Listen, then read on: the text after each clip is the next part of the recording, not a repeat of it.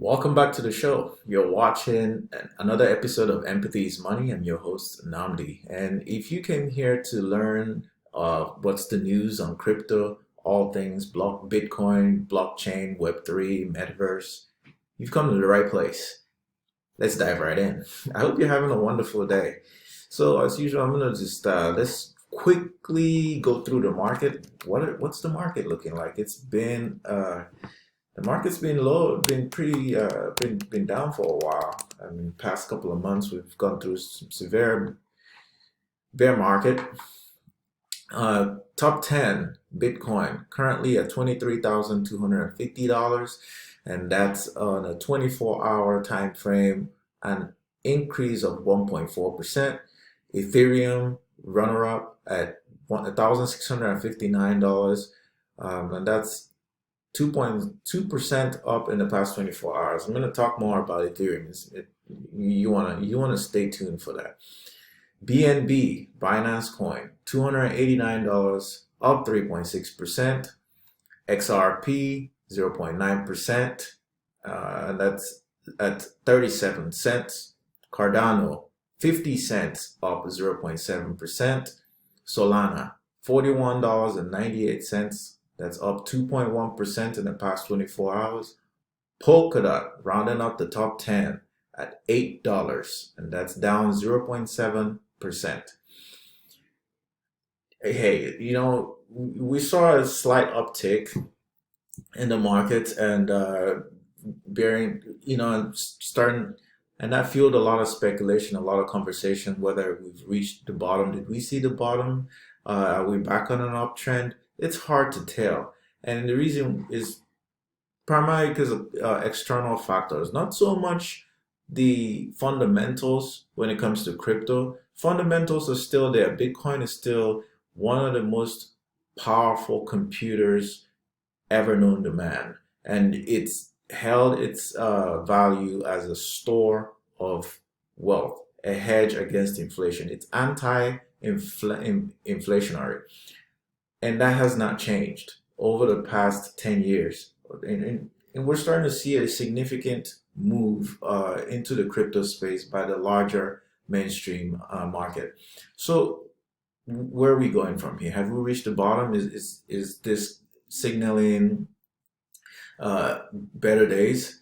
But the war in Russia is still going on. We're still going through severe inflation. We're still going through low income, high unemployment, instability, political and geopolitical. There's still a lot going on. So and also coupled with the fact that there's still uncertainty when it comes to regulations and how SEC and the Feds at large are going to move in the terms of it, with regulation, crypto regulation.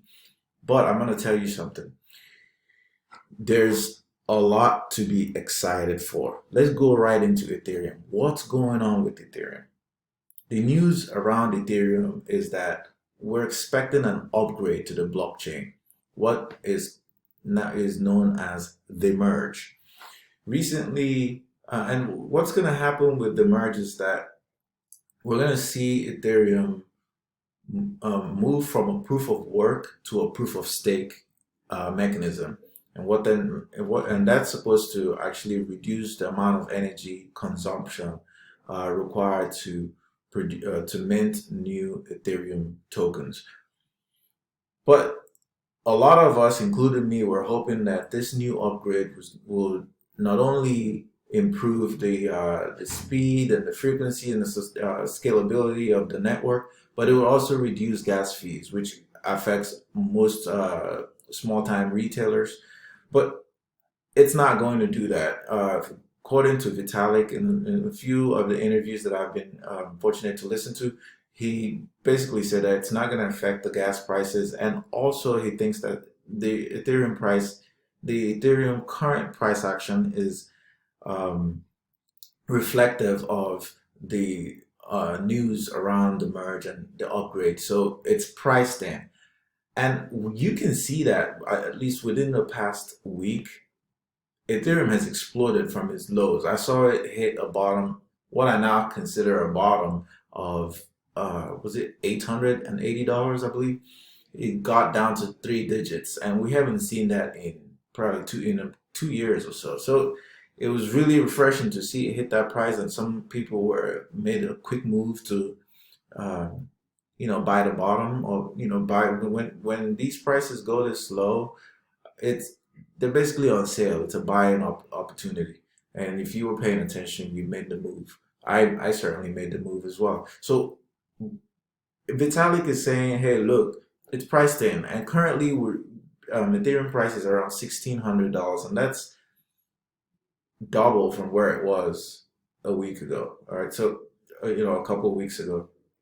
So you should expect that as we approach closer and closer to the launch of the merge or the Ethereum upgrade, as Ethereum moves into proof of stake, we should expect to see a significant rally in price action.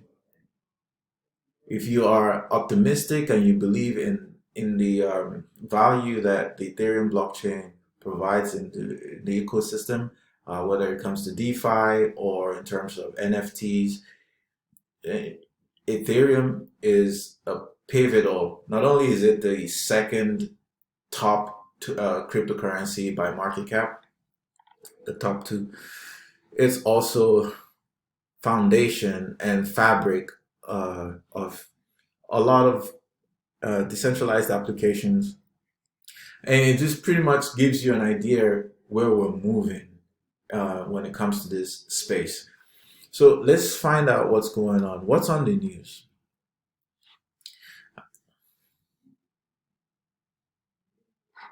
Indicator to watch for is the current outflows of crypto from centralized exchanges to privately held wallets or storage, and that's usually a bullish indicator when in that, because usually investors start to move their assets away from centralized exchanges where they normally would sell it, and that indicates that they're putting it into storage where they indicate to hold it. And that's so when investors are moving their assets out of centralized exchanges, it reduces the sell pressure, and you're starting to see a lot of buy-in signals. This is definitely a bullish opportunity. I mentioned earlier the Ethereum blockchain is moving to a proof of stake consensus mechanism. What it means is that you don't have to buy a bunch of miners to mine Ethereum. All you need is 32 ETH, and you stake it on the Ethereum blockchain, and it mines Ethereum. It's a much cleaner way of producing this highly sought after token. But this has also raised concerns by existing miners who have invested a lot of money into mine this cryptocurrency. So they're worried about their business model and their bottom line.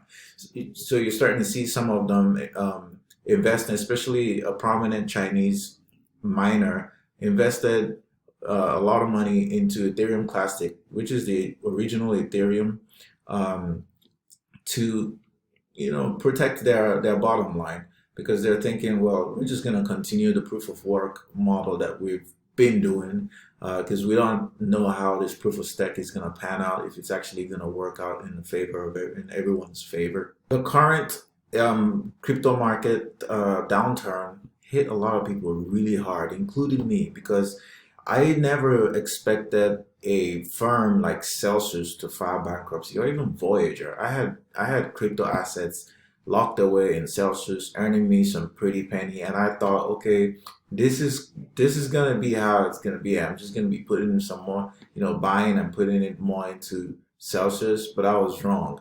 Voyager, I was wrong, and these companies has filed bankruptcy, and that means my assets are lost, and so is a lot of retailers and investors out there lost their assets. So including a prominent account like the female soccer team, the National Women's Soccer League, they were expecting some payouts from Voyager. It's supposed to be a fund that was set up last year to assist in the education of these players, these athletes, educating them on the crypto space.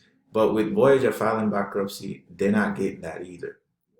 So how do we prevent this from happening? Not your keys, not your cheese. I've heard this before, but I never really like, you never take it seriously until the unfortunate happens to you. And seriously, if you're investing in crypto, get you a hardware, whether it's Trezor or Ledger Nano. Those are the two top ones that I'm aware of.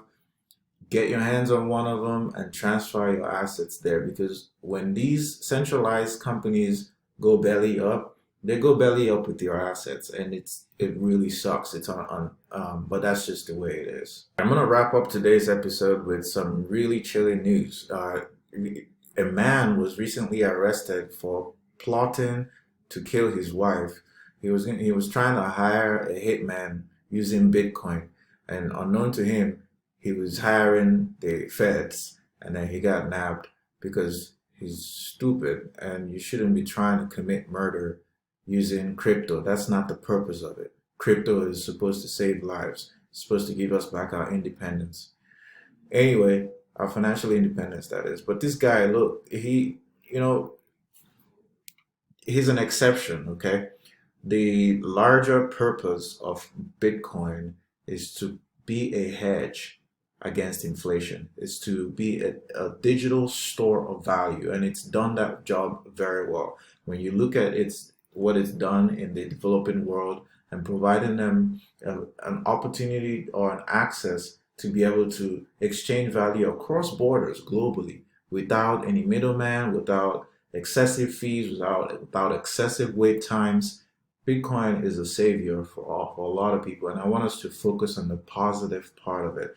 Yes, these kind of weird things are gonna happen, and that's just the way life is, but focus on the positive. On that note, I want to thank you all for tuning in. Go ahead and subscribe to the channel, because I'm going to be bringing you some really good stuff, some really good news. I'm going to teach you some more, and I'm going to learn with you. Again, my name is Namdi, and it's been a pleasure. It's Empathy is Money. We'll see you next time.